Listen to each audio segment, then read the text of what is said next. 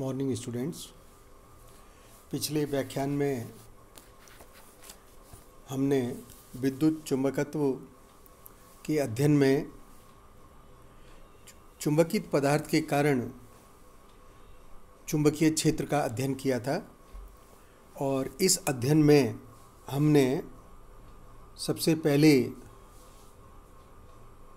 ये माना था कि चुंबकित पदार्थ समरूपी है, यूनिफॉर्म मैग्नेटाइज मैटर है।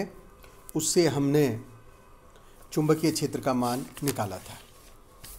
आज के इस व्याख्यानमाला के अंतर्गत हम सर्वप्रथम डिस्कस करते हैं magnetic field inside the matter, और magnetic field inside the matter discuss करने के बाद फिर हम नॉन यूनिफॉर्मली मैग्नेटाइज मैटर को डिस्कस करेंगे।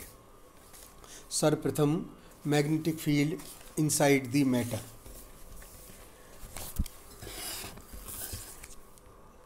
आप देखिए, हम ये सब बातें पिछले 2-3 व्याख्यानों से बराबर कह रहे हैं कि प्रत्येक पदार्थ परमाणुओं से मिलकर के बना है, इसलिए पदार्थ के अंदर चुंबकीय क्षेत्र कुछ अंगस्ट्राम दूरी पर परिवर्तित हो जाता है।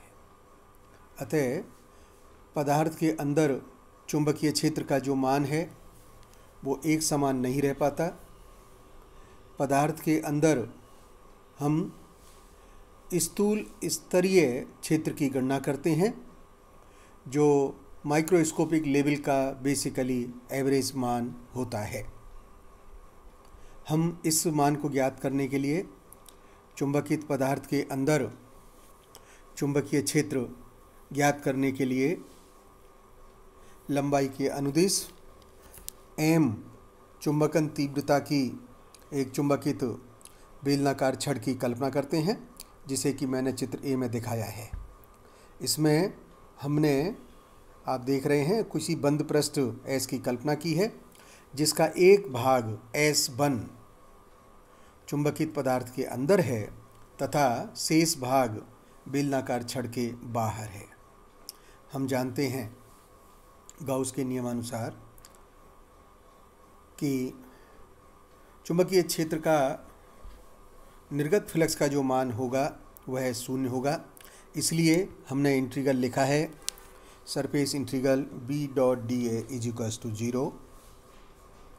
अब यदि पदार्थ के अंदर स्थूल स्तरीय क्षेत्र मैक्रोस्कोपिक लेवल पर मान लीजिए Bn है तथा बाहर क्षेत्र B0 है, तो समीकरण 1 को हम लिख सकते हैं surface integral Bn.dA plus surface integral S2 B0.dA and it is equals to 0. This implies that surface integral S1 Bin.dA is equals to minus surface integral S2 Bo.dA। इसका अर्थ हुआ कि चुंबकित पदार्थ के समान आकार के एक अब खोखले बेलनाकार कॉलम की कल्पना की गई है, जिसे कि मैंने चित्र बी में दर्शाया है। इसमें धारा घनत्व का जो मान होगा वो I = m ampere per metre होगा, और इस I = m वाली वृत्तीय पृष्ठीय धारा प्रवाहित हो रही है। पृष्ठीय धारावाही कॉलम के कारण संगत बाह्य बिंदुओं पर चुंबकीय क्षेत्र का मान उतना ही होता है जितना कि चुंबकीय पदार्थ के चुंबकीय क्षेत्र B0 का होता है।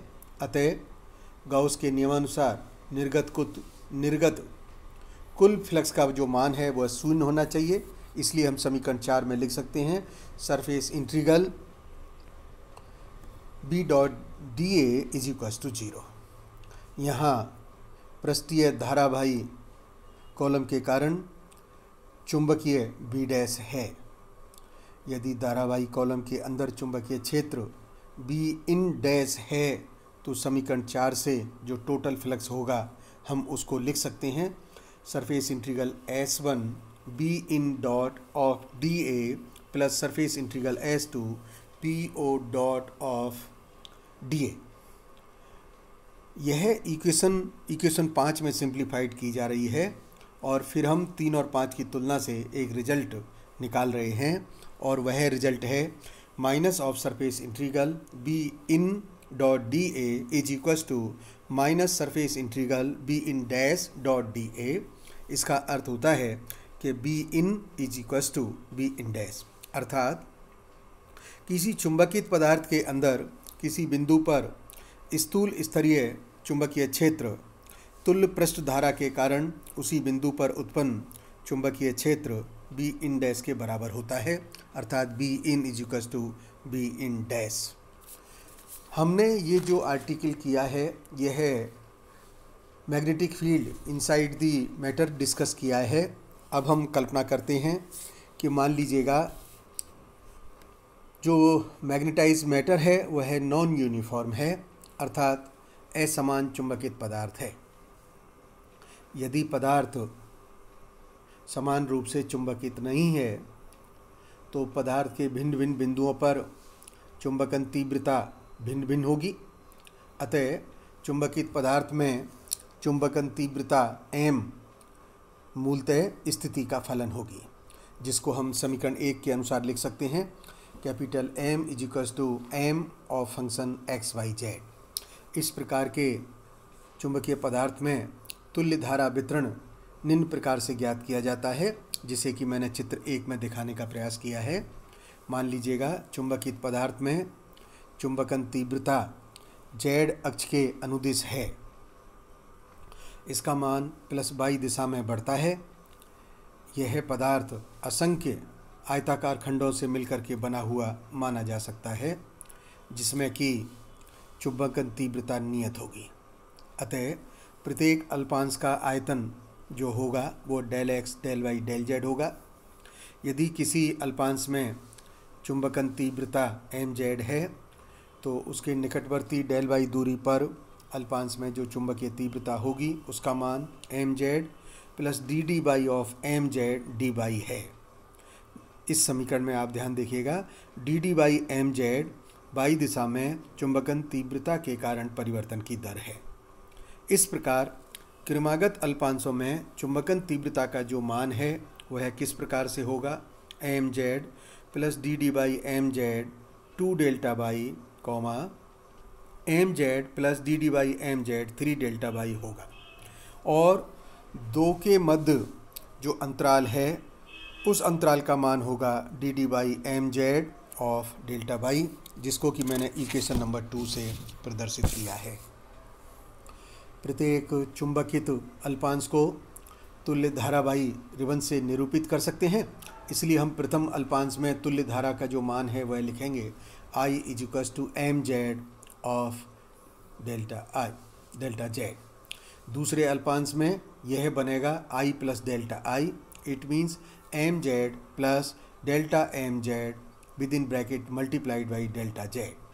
तीसरे अल्पांश में इसका मान होगा I प्लस 2 डेल्टा I और इस प्रकार से इसका मान हमें प्राप्त होगा M Z plus 2 delta M Z with in bracket of delta Z. इस प्रकार प्रत्येक तुल्य धारावाही रिबन में धारा पहले वाली निकटवर्ती रिबन की तुलना में अधिक होगी और धाराओं के बीच का जो अंतर है वह अंतर डेल्टा I बराबर होगा delta M Z of delta Z which is equals to D D by M Z D by D Z. इस प्रकार इस अंतर की धारा किन्हीं दो क्रमागत अल्पांशों की अंत सतह पर एक्स अक्ष की दिशा में प्रवाहित होती है।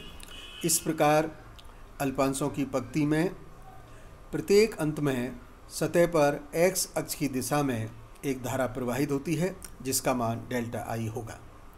यह धारा प्रत्येक अल्पांश के परिच्छेद से डेल्टा बाई डेल्टा जेड होकर प्रवाहित होती है। इसलिए एक्स दिशा में तुल्य धारा का पृष्ठ घनत्व होगा J X is equals to delta I upon delta by delta Z. इसी प्रकार पदार्थ के चुंबकन तीव्रता का बाई अक्ष की दिशा में हम कल्पना कर सकते हैं। मान लीजिए कोई घटक एम बाई है तथा जेड अक्ष की दिशा में परिवर्तन होता है तो जेड दिशा में चुंबकन तीव्रता की परिवर्तन की जो दर है वह D D Z M by होगी। तब इस स्थिति में धारा घनत्व की दिशा निगेटिव एक्स दिशा में होगी, अर्थात J X is equals to minus of D D Z of M by. अतः पदार्थ के चुंबकन तीव्रता के जेड तथा बाई घटकों के क्रमशः बाई तथा जेड दिशा में परिवर्तन के कारण एक्स दिशा में नेट करंट डेंसिटी का जो मान होगा वह होगा J X is equals to minus of with in bracket D D Z M by minus of D D by M Z, जिसको हम कह सकते हैं कि it is equals to J X of curl of M X. Curl of M का X घटक है, अर्थात जे एक्स का जो मान है वह मान कर्ल एम का एक्स घटक हमें प्राप्त हो रहा है। इसी प्रकार पदार्थ के चुंबकन तीव्रता के जेड तथा बाई घटकों के क्रम से एक्स तथा जेड दिशा में परिवर्तन के कारण बाई दिशा में कुल धारा घनत्व का मान निकाल सकते हैं, और बाई दिशा में जो कुल धारा घनत्व का मान आएगा वह जे वाई होगा, जिसको कि हम कह सकते हैं D D Z M X minus D D X of M Z which is equals to curl of M is equals to by. इसी प्रकार चुंबकन पदार्थ के एक्स तथा बाई घटकों के क्रम से बाई तथा एक्स दिशा में परिवर्तन के कारण जेड दिशा में नेट करंट डेंसिटी का मान प्राप्त होगा, और वह मान होगा J Z is equals to D D X of M by minus of D D by M X which is equals to Z component of curl M. Therefore कुल चुंबकन धारा का जो मान है J M is equals to I J X plus J Y plus unit vector K J Z. हम इसमें J X J Y J Z के मान रख सकते हैं, और जब हम इस मान को रख रहे हैं तो हम देख रहे हैं कि जे एम जो प्राप्त हो रहा है वह कर्ल एम के बराबर प्राप्त हो रहा है। इससे परिभाषित धारा घनत्व जे एम द्वारा किसी बिंदु पर चुंबकीय क्षेत्र का मान एम चुंबकन तीव्रता वाले चुंबकित पदार्थ के द्वारा उसी बिंदु पर चुंबकीय क्षेत्र के मान के बराबर होता है। हम ऐसा इससे सिद्ध कर सकते हैं। धन्यवाद।